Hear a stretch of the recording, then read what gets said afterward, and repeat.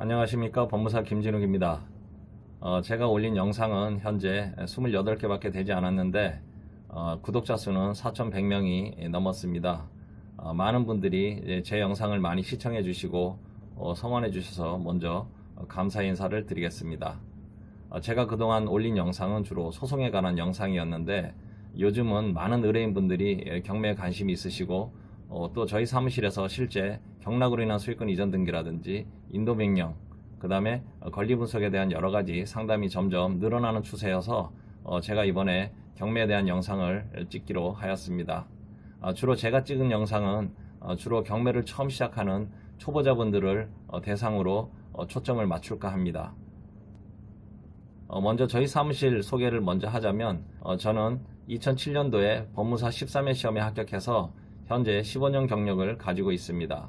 저희 사무실의 주 업무는 소송 업무, 그 다음에 민사집행 업무, 형사고소, 법인등기, 부동산 등기, 개인회생, 개인파산을 주로 하고 있습니다. 저는 개인적으로 자산관리공사와 예금봉사 일을 몇 년간 했기 때문에 주로 자산관리공사와 예금봉사 일이 채권 압류 추심이라든지 부동산 경매, 그 다음에 가압류, 채무불이행자 명부등재 등에 특화가 되어 있어서 어느 법무사보다 많은 강제집행 경력을 가지고 있습니다. 그러면 부동산 경매에 대해서 먼저 말씀을 드리겠습니다. 부동산 경매를 많은 분들이 학원도 다니고 또는 경매 사이트를 통해서 권리 분석도 배우고 경매를 하시는 분들이 많습니다.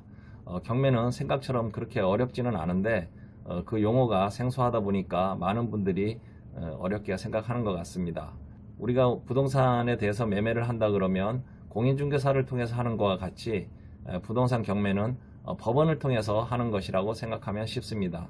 그러나 공인중개사가 하는 것은 중개대상물 확인 설명서라든지 내가 매수하려고 하는 부동산에 대해서 공인중개사가 꼼꼼히 설명을 해주고 하자에 대해서도 설명을 하기 때문에 안전하게 취득을 할 수 있는 것이지만 법원 경매에 대해서는 물론 마찬가지로 공인중개사처럼 그렇게 하지는 않지만 매각물건 명세서라든지 감정평가서라든지 또는 현황조사서에 여러 가지 그 물건에 대한 상태라든지 권리에 대해서 명시를 하고 있기 때문에 많은 분들이 생각하는 것만큼 그렇게 경매가 어렵지는 않습니다. 부동산 경매에서 가장 먼저 확인해야 될 것은 세 가지입니다. 감정평가서는 그 부동산의 시세를 감정하는 것이고, 그 다음에 현황조사서는 집행관이 그 부동산에 누가 사는지 어떤 임차인 현황이라든지 소유자 현황이라든지 현황 파악을 해서 기재하는 것이고, 가장 중요한 매각물건 명세서는 물건의 상품 명세서와 같습니다. 매각물건 명세서는 법원에서 작성을 하는데 매각물건 명세서 상의 내용이 조금이라도 다를 경우에는 나중에 내가 설사 낙찰을 받고 불이익을 얻었다 하더라도 매각 불허가 결정이라든지 매각 결정에 대해서 취소나 이의시정을 통해서 충분히 구제를 받을 수가 있습니다. 매각물건 명세서는 상품 설명서와 같습니다.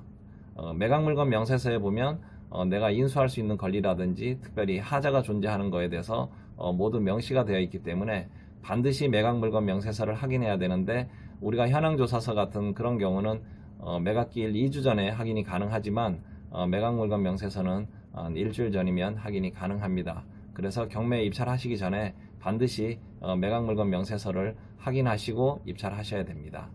일단 먼저 내가 어느 지역에 어느 부동산을 취득할 것인가 또는 어느 가격대의 금액으로 부동산을 매수할 것인가를 먼저 정한다 그러면 그 다음에는 그 물건에 대해서 또는 그 지역에 대해서 분석을 해야 됩니다. 지역 분석을 그냥 하는 것이 아니고 요즘은 공인중개사 사무실에 들르지 않아도 주택 같은 경우는 밸류맵이라든지 그 다음에 부동산 원 또는 호갱노노라든지 또는 루리스, 지금 이름이 토지이용규제 서비스라든지 아니면 디스코라든지 땅야라든지 재건축 정비사업 정보 몽땅이라든지 또는 소상공인 상권 분석 시스템이라든지 여러 가지 어떤 툴이 많이 있습니다. 이런 먼저 툴을 익혀야 됩니다. 그런 툴을 익힌다 그러면 그때는 거의 반은 전문가가 되는 겁니다.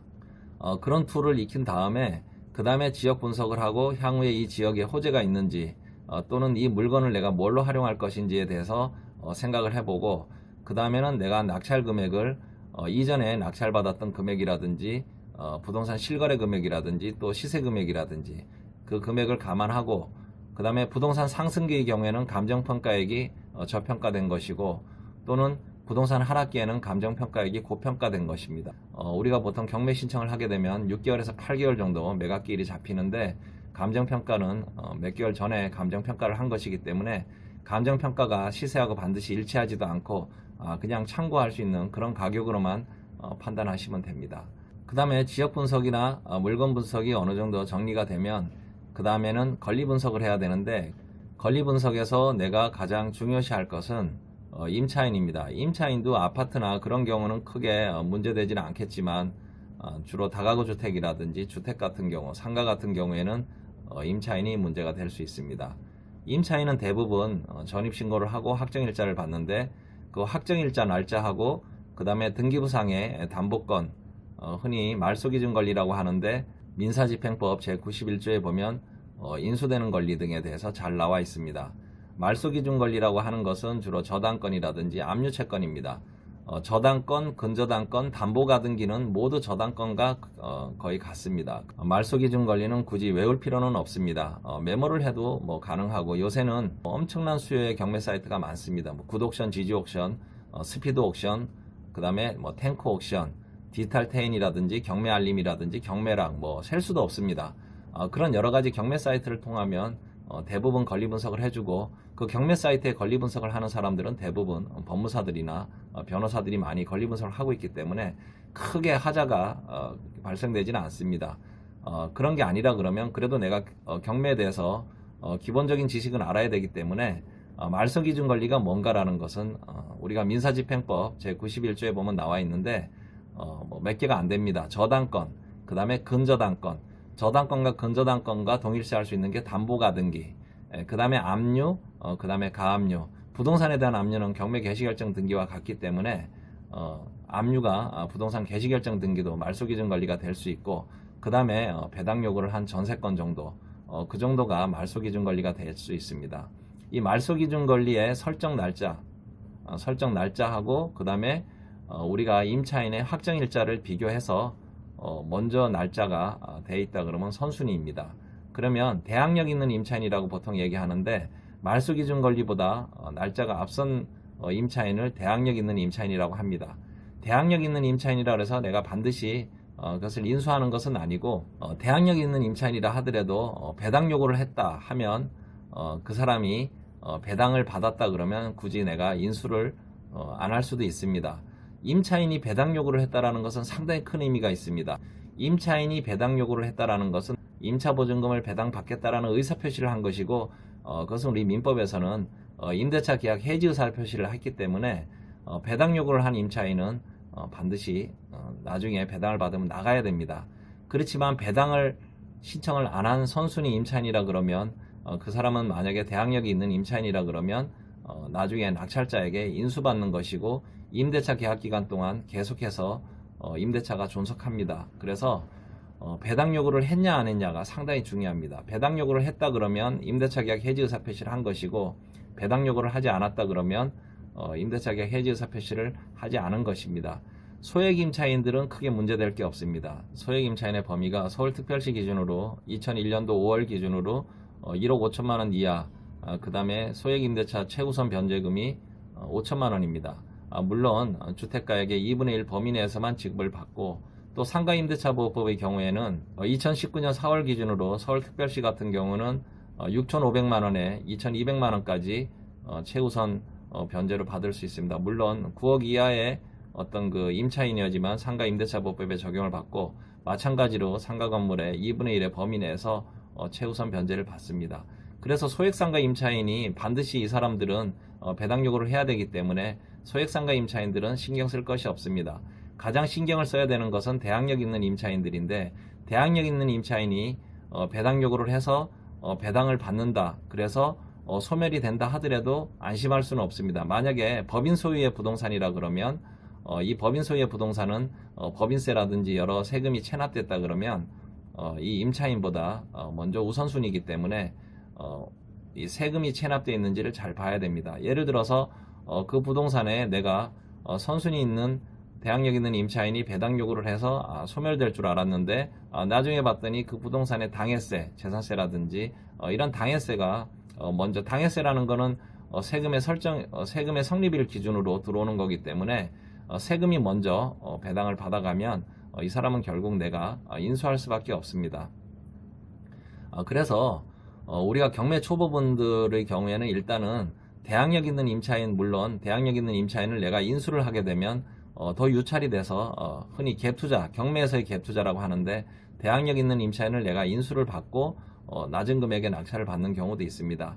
그렇지만 경매 초보분의 경우에는 대항력 있는 임차인들이 변수가 있기 때문에 일단은 먼저 피하시고, 대항력이 없는 그런 임차인이거나 아니면 소유자만 있는 그런 아파트라든지 주택을 공략하시는 것도 좋고, 조금 더 실력이 쌓이면 그때 가서 대항력 있는 임차인이 있는 경우라든지, 유치권, 법정지상권이라든지 공유지분 경매에 대해서도 제가 나중에 다 설명을 해드릴 것이지만 그런 경우에 들어가시는 게 좋습니다. 어느 정도 실력을 키우시고 들어가셔야 됩니다. 다음에 이제 임차인으로서 이제 신경 써야 될 게 이제 외국인들인데, 외국인 같은 경우에도 저희가 이제 난민 소송을 해보면 주로 파키스탄이라든지 방글라데시, 그 다음에 우즈베키스탄이라든지 이런 필리핀, 이런 사람들은 E9 비자, 비숙련 비자라고 하는데, E9 비자로 오는 사람들은 대부분 기숙사에서 묵고, 또 이 사람들은 그렇게 돈이 없고, 또 한국에서 번 돈을 대부분 자기 고향으로 보내기 때문에 이 사람들은 전세금이 그렇게 크지 않습니다. 그래서 우리가 외국인 같은 경우에는 전입세대 열람 내역에도 나오지 않고, 또 외국인 등록을 하게 되면 출입국 관리국에서 확인을 해야 되는데 현실적으로 또 그것은 불가능한 것이고, 그래서 가끔씩 외국인에 대한 내용에 대해서 우려하시는 분들이 많은데 크게 우려할 바는 못 됩니다. 자주 나오는 것도 아니지만 우리가 외국인 등록의 경우에는 주로 신경 써야 될 외국인은 옛날에 구소련이라든지 중국에서 온 조선족 동포들입니다. 주로 F4라든지 C1 단기 비자로 와가지고 이분들이 최장 5년까지 머물 수 있고, 또 그 이후에 체류 자격 변경 신청을 통해서 더 오랫동안 머물 수도 있기 때문에 주로 대림동이라든지 이쪽은 중국 분들이 많이 임차를 하고 계시는데, 주로 구소련이라든지 중국에서 오신 그런 임차인들만 조심하면 되고, 내가 만약에 현장에 임장을 갔는데 파키스탄이라든지 방글라데시라든지 이런 어떤 분들이 계시면 크게 신경을 또 쓰지 않아도 되고, 또 그런 내용들이 현황조사서에 대부분 나옵니다. 그리고 또 매각물건 명세서에 그런 내용들이 꼼꼼히 기재가 되지 않았다 그러면 나중에 매각 불허가 결정 신청을 할 수도 있기 때문에 크게 신경 쓸 내용은 아닙니다. 추후에 제가 컴퓨터 화면을 통해서 설명하겠지만 물건 분석 같은 경우에는 축사라든지 또 혐오시설이라든지 최근에 태풍으로 홍수가 난 그런 지역이라든지, 아니면은 주변에 공장이 있어서 발암물질로 해서 그 주변 주민들이 암이 많이 걸린다든지 이런 지역들은 여러 가지 인터넷이라든지 이런 걸 통해서 미리 사전에 면밀히 살펴보시고, 그 다음에 빌라 같은 경우는 누수 관련된 거, 그 다음에 동파, 그 다음에 주차 대수라든지 이런 내용들이 있습니다. 그래서 제가 내용을 보면 우리가 공인중개사들 사무실에 가면 중개대상물 확인 설명 의무에 대한 내용이 있습니다. 그래서 경매도 마찬가지입니다. 중개대상물 확인 설명 의무에 나와 있는 그런 어떤 요소와 항목들을 꼼꼼하게 살핀다 그러면 경매는 큰 문제가 없습니다. 결국은 경매로 돈을 벌려고 한다 그러면 부동산 개발에 관심을 가지셔야 됩니다. 경매 고수라는 사람들이 주로 부동산을 경매로 받아서 수익을 낸 게 아니고, 그 경매를 낙찰 받아서 부동산 개발을 해서 수익을 낸 것이기 때문에 부동산 개발에 대해서 또 부동산 경기에 대해서 많은 공부를 하셔야 됩니다.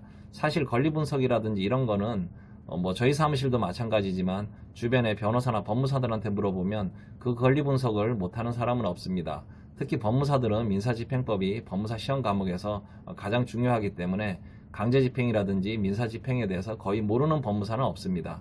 그래서 내가 예를 들어서 권리 분석을 했는데 잘 모르겠다 그러면 변호사나 법무사 사무실 가서 상담을 받아보시면 짧은 시간에 금방 권리 분석을 할 수도 있고, 또 매각물건 명세서에 대부분 내용이 나와 있기 때문에 크게 하자 있는 것은 나중에 매각 불허가 신청을 하면 구제를 또 받을 수도 있고, 그 다음에 요새는 경매 사이트라든지 경매 앱이 너무 좋은 게 많이 나와서 거기에 대부분 권리 분석이 다 이미 끝났습니다.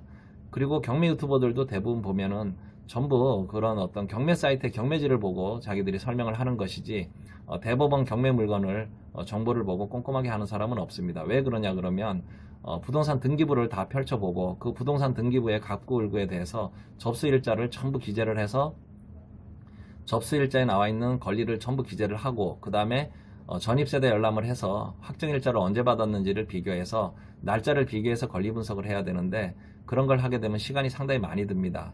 그래서 결국은 경매 정보지나 경매 사이트, 경매 앱을 통해서 경매 유튜브를 찍을 수밖에 없고, 이미 다 권리 분석이 나와 있는 것을 가지고 얘기를 하는 거기 때문에 큰 의미는 없습니다. 그래서 일반인들도 누구나 그 몇 명이서 모여서 그 경매 사이트라든지 이런 걸 이용하는 게 부담이 되면 여러 명이 모여서 같이 돈을 내서 그 경매 정보지를 보시고 거기에 따라서 권리 분석을 하시고, 그 다음에 반드시 현장 답사를 가야 됩니다. 현장 답사에 가면 거기에는 많은 해답이 있습니다. 제가 행성에 현장 답사를 가니까 거기에 임차인이 살아서 그 임차인이 지붕에 물이 새고, 또 비가 오면은 그 옆길로 도로에 물이 많이 나오고, 밑에는 캐나다에서 이민 갔던 사람이 돌아와서 누가 사시고, 이런 내용을 또 얘기를 해주시고, 또는 화천에 제가 임장을 갔을 때는 화천에는 그 사람이 자기가 여기에 계속 머물고 있으면 좋겠다, 관리를 해주겠다라고 그 현재 그 채무자가 또 그런 얘기를 하고, 또 자기 이전에 소유자였던 사람이 많은 돈을 들여가지고 거기에서 연목공사도 하고, 이런 내용들 정보를 또 알려주시고, 충북 제천의 청풍이라는 곳에 제가 또 임장을 갔을 때는 거기에는 또 그 뒷집에 있는 사람이 나와서 대부분 불이 꺼져서 자기가 너무 무섭다, 자기는 일주일에 한 번씩 오는데 빨리 누가 낙찰을 받아서 왔으면 좋겠다 하면서 거기에 대한 내용을 상세하게 또 내용을 얘기를 해주고, 또 제가 그 경북 안동에 그 도산면이라는 곳에 제가 산을 하나 경매로 낙찰을 받으려고 또 현장을 갔더니 그 주변에는 또 너무 경사도가 높고, 앞에는 사진상으로 봤을 때는 뭐 너무 멋있고 좋은데 막상 거기를 갔더니 성황당도 있고 또 산에 경사도가 또 25도가 또 이상이 돼서 제가 또 돌아온 적도 있습니다. 제가 또 포천에 여러 번 유찰이 돼서 가격 대비 괜찮다 그래서 제가 포천에 갔는데 거기는 또 축사가가 있고 도로가 또 경사가 져가지고 그래서 가격이 떨어진 이유가 있습니다. 어떤 사람들은 경매가 여러 번 유찰이 됐으면은 싼 값에 들어갈 수 있다고 하는데 내가 보기 좋은 떡은 남한테도 보기가 좋습니다. 왜 그게 여러 번 유찰이 되는지는 반드시 현장에 가시고 또는 권리 분석을 하셔야지 내 눈에만 좋게 보이는 게 아닙니다. 결국 여러 번 유찰된 것은 반드시 유찰된 이유가 있고 싼 게 비지떡입니다. 그래서 경매 물건으로 우리 고객들 중에서도 뭐 56억짜리를 28억에 낙찰받아서 지금 현재 거기에 대우자동차 또는 산후조리원도 뭐 들어와 있고, 또는 안양에 있는 빌딩을 또 낙찰받아서 거기에 있는 어떤 그 후속물 가지고 제가 대법원까지 소송에 간 경험도 있는데 지금 현재 뭐 한 달에 수천만 원의 어떤 임차를 받고 있는 분도 있습니다. 결국은 반드시 현장에 가서 답사를 하고 경매 물건을 보고 해야 됩니다. 물론 이 법무사 사무실에 채권자만 오는 게 아니고 채무자도 오기 때문에 매각기일 전까지 고군분투하면서 돈을 끌어다 써가지고 경매를 갖다가 저지시키려고 하는 분들이 많습니다. 그러면 채권자들은 자기가 청구하는 채권액에다가 경매를 취하하는 비용 또는 법무사나 변호사 비용까지 무리하게 해서 뭐 쇼부를 봐야 되는데, 제가 그런 어떤 협상을 해준 적도 많지만 채무자분들은 자기의 어떤 소중한 재산이 날아가는 것이기 때문에 마지막까지 고군분투하면서 경매 전일까지 계속해가지고 경매를 취하하려고 합니다. 그런 여러 가지 어떤 채무자들의 애환이라든지 그런 스토리가 있습니다. 그래서 경매로 낙찰받아서 내가 이것을 마치 점령군이 점령한 것처럼 그렇게 행동하는 것도 안 좋습니다. 예를 들어서 최근에 제가 지금 소송을 진행하고 있는 사안에 대해서는 사회초년생인 여성분인데 이 집이 공인중개사들의 어떤 과실 여러 가지 또 세금 체납으로 인해서 공매로 넘어갔는데 낙찰을 받아가지고 낙찰 대금조차도 내지 않고 단지 보증금만 낸 사람이 마치 소유자인 양 내용 증명을 아주 뭐 디테일하게 써가지고 왔는데, 사실은 이런 사람들은 소유자가 아닙니다. 그러니까 저희 고객이 또 반감을 갖고 법무사님 이에 대해서 이 사람을 좀 골탕 먹일 수 있는 방법이 없느냐, 이런 식의 또 문제도 있고, 저희가 3척의 물건을 또 낙찰받았는데 거기는 또 터무니없는 이사 비용을 요구했지만 나중에 보니까 그 3척에 그 낙찰받은 물건 위에도 또 그 사람들 물건이 있어서 상수도를 같이 쓰기 때문에 그런 사람들은 우리가 무리하게 해서 감정이 대립되고 그렇게 해서 할 필요가 전혀 없습니다. 경매로 내가 낙찰을 받았지만 물론 경매라는 제도는 채무자가 돈을 갚지 않아서 국가에서 제도적으로 시행하는 것이기 때문에 내가 합리적으로 저렴한 가격에 물건을 취득할 수 있지만 우리가 경매 물건을 낙찰받았다 해서 반드시 채무자가 죄인인 양 그렇게 하는 것도 좋은 생각은 아닐 것입니다. 또 내가 채무자한테 또는 거기에 있는 점유하고 있는 임차인들한테 이사비를 주는 거 물론 배당을 다 받아 나가거나 전혀 손해를 보지 않는 분들한테까지 이사비를 줄 필요는 없지만 만약에 거기에 대해서 버틴다라든지 또는 손해를 보고 나가는 사람이 있다 그러면 우리가 거기에 대해서 뭐 인도명의 신청도 하고 또는 또 물건을 갖다 강제 집행을 하고 하는 비용들이 있습니다.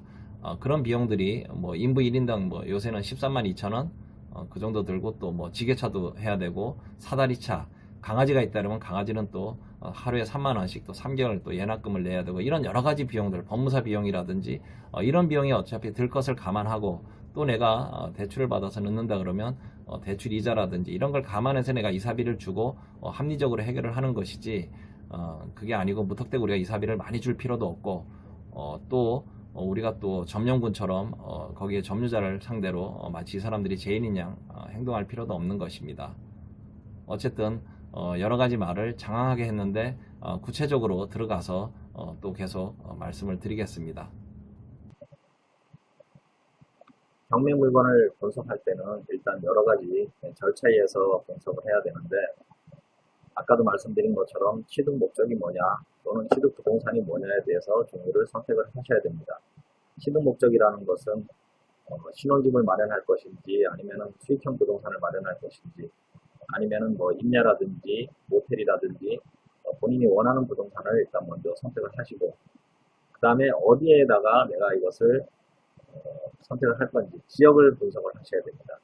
그 다음에 물건 현황이라든지 또 물건을 선택을 하고 또 권리 분석, 임차인이라든지 또는 여러 가지 인수해야 될 권리가 있는 건지 그 다음에 물건 분석을 하셔야 되는데 물건 분석이라는 것은 뭐 하자가 있는 것인지 그 주변에 도로가 있다든지 아니면은 혐오시설이 있다든지 이런 물건 분석을 하는 것이고 그 다음에 이제 명도 분석은 세입자를 어떻게 내보낼 것인지 인도명령만으로 가능한 것인지 아니면 또 명도 소송이라든지 유치권 부존재 확인 소송이라든지 법정사건 관련된 소송이라든지 이런 어떤 명도 분석을 하시고 그 다음에 과연 내가 낙찰받은 부동산을 그것을 허물고 다시 신축을 할 건지 아니면 리모델링을 할 것인지 아니면 또 용도 변경을 할 것인지 그것을 또 개발 분석이라고 하고 마지막으로 수익 분석이라는 것은 내가 투입한 비용의 대출 이자라든지 또는 취득세라든지 양도소득세를 고려해서 얼마가 수익이 남는 것인지 하는 것을 분석하는 것입니다. 그 다음에 경매 물건 분석을 하는 도구가 있는데 제가 붉은색으로 표시한 것은 반드시 좀 숙지를 하셔야 될 내용입니다. 부동산원이라는 것은 아파트면 아파트의 관리비라든지 세대수라든지 주변의 인근 정보라든지 그런 내용들이 모두 나오고 밸류맵은 토지와 건물에 대해서 나오는데 이 밸류맵에 대해서는 주변의 개발 호재라든지 또는 가격이라든지 이런 내용들이 전부 나옵니다. 고객론호는 아파트에 대한 어떤 실거래, 시세에 대해서 나오고 그 다음에 CDR이라는 거는 실거래가라든지 공시가격이 나오고 토지이용 규제 서비스는 토지이용은 옛날에는 누리스 프로그램이었는데 이름이 바뀌었는데 여기에 대해서는 용적률이라든지 건폐율이라든지 또는 이 지역에 이 부동산에 어떤 건축물을 가능할 것인지 이런 내용이 나오고 임야정보 다드림 서비스는 내가 어떤 임야를 낙찰받았을 때 그 임야의 수밀도라든지 경사도라든지 또는 어떤 작물이 잘 되는 것인지에 대한 모든 내용이 나옵니다. 또 서울시 정비사업정보 몽땅이라는 것은 우리가 지역 선택을 하는데 내가 낙찰받는 부동산이 속한 지역이 과연 정비사업조합 어떤 재개발이라든지 재건축 내용이라든지 이런 내용을 알 수가 있습니다. 예를 들어서 재건축 같은 경우에는 조합 설립인가 이후에 들어가면 그 조합원 양도가 안 되고 재개발 같은 경우는 가지처분 계획인가 이후에 들어가면 또 안 됩니다. 빌라라든지 이런 것도 권리 기준이 이후에 들어가게 되면은 내가 어떤 분양권을 못 받습니다. 이런 어떤 여러 가지 내용들을 확인할 수 있고 그 다음에 공공데이터 포털이라는 것은 내가 예를 들어서 뭐 지하철 몇 번 출구에 몇 명이 내리는지 하루에 출퇴근 수라든지 여러 가지 어떤 데이터가 있습니다. 그 데이터를 가지고 우리가 어떤 부동산을 낙찰받을 때 참고를 할 수가 있고 마이프차라는 것은 프랜차이즈를 하는 사람들에 대해서 프랜차이즈의 매출액이라든지 모든 종류의 스타벅스만 빼고는 모든 종류의 프랜차이즈가 나와 있습니다. 그 다음에 또 상가를 낙찰받는 사람한테서는 가장 중요한 소상공인 상권정보 시스템을 들어가시면 여기에 대해서 어떤 상권이 잘 되는 것인지, 어떤 종류의 음식점이 잘 되는 것인지 모두 나와 있습니다. 그 다음에 뭐 기타 참고할 내용들입니다. 이 많은 내용들을 참고하기는 어렵겠지만 그래도 가급적이면 붉은색으로 표시한 내용은 자주 열어보고 반드시 내용을 숙지하시면 큰 수익을 올리는 데 도움이 될 수 있습니다.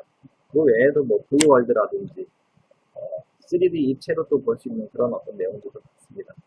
제가 기본적으로 적어놓은 물건 분석 도구인데 이 외에도 예를 들어서 내가 지방에 농지라든지 아니면 뭐 농막을 하는데 토지를 취득하겠다 하면 비농사모 네이버 사이트라든지 카페라든지 아니면 지성 아빠의 나눔 세상이라든지 이런 수십만 명이 있는 그 카페에 들어가면 거기에 또 부동산을 또 매물을 내놓습니다. 그 부동산에 내놓은 가격을 또 참고하면 내가 이것을 얼마에 낙찰받을 것인가에 대해서도 나옵니다.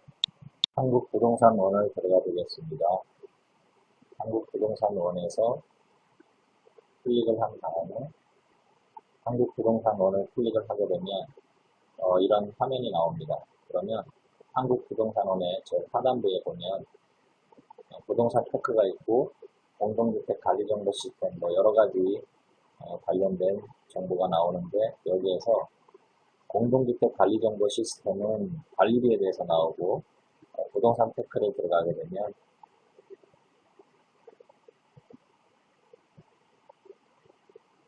지역별 아파트 분석을 들어가게 되면 세대수라든지 학군이라든지 그 부동산의 시세라든지 모든 것은 부동산 원에서 들어와서 부동산 테크로 알 수가 있습니다.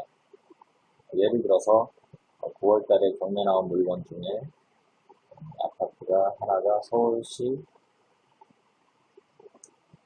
도봉구 과학동에 아까 벽산아파트가 하나 있었는데 도봉구 과학동을 한번 살펴보겠습니다. 벽산아파트가 있던 도봉구 과학동을 살펴보면 여러가지 도봉구에서 비싼 순으로 이렇게 아파트가 나오고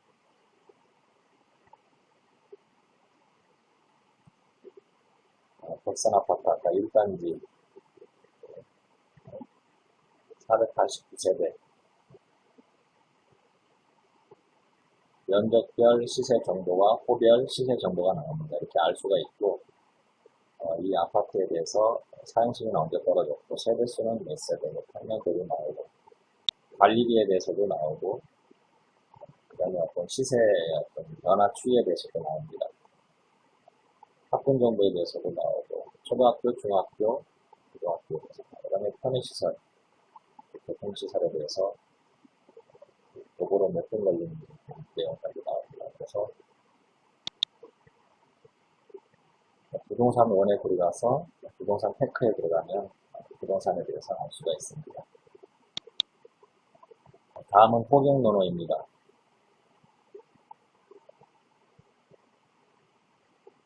예를 들어서 벽산 1차 아파트를 검색하면 방학동 벽산 1차 아파트가 최근에 실거래가 5억 2천으로 된 것을 확인할 수 있습니다. 그래서 호경노노는 아파트 실거래에 대해서 나오고 한국부동산원에 대해서는 여러가지 부동산 정보에 대해서 나옵니다. 호경노노는 그 인근의 아파트에 대해서도 실거래 내용을 확인할 수가 있습니다. 잉여정보 다드림 서비스가 이제 명칭이 바뀌었습니다. 산지정보 시스템으로 이름이 바뀌었는데 산림청에 들어가서 산지정보 조회를 클릭을 하게 되면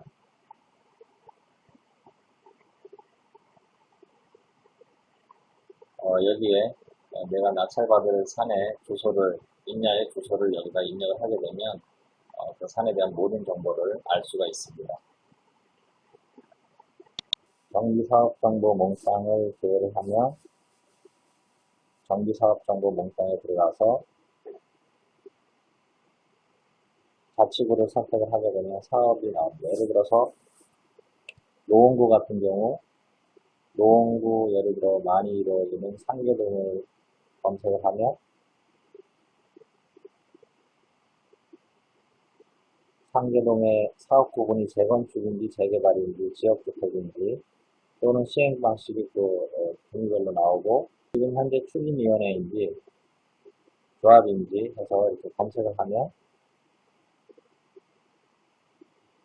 밑에 이렇게 쭉 나옵니다. 그래서 내가 낙찰받으려고 하는 지역에 직원이나 그 동네에 재개발인지 재건축을 하는 것인지 충분히 정비사업조합 몽땅에서 조회가 가능합니다. 다음은 소상공인 상권정보 시스템을 이렇게 들어가 보면 소상공인 상권정보 시스템에 들어와 보면 이렇게 어떤 주소를 입력을 하고 간단하게 거기에 대해서 분석을 할 수가 있습니다.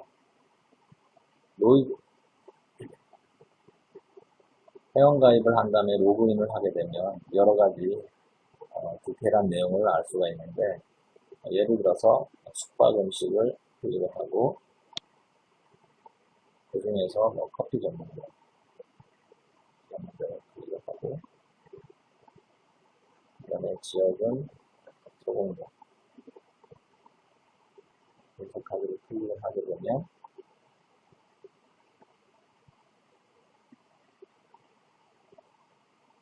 소공동에 대해서 월 평균 추적 매출이 나오고 여기에 대한 내용이 다 인쇄도 가능하고 또 상권 분석 바로가 보이면 상가를 낙찰 받으려고 하면 소상공인 상권 정보 시스템에서 와서 분석을 하면 내가 낙찰 받으려고 하는 지역의 상권을 충분히 확인할 수가 있습니다. 단 회원가입을 하신 후 로그인을 한 다음에 이용하시면 더 디테일한 정보를 얻을 수가 있습니다.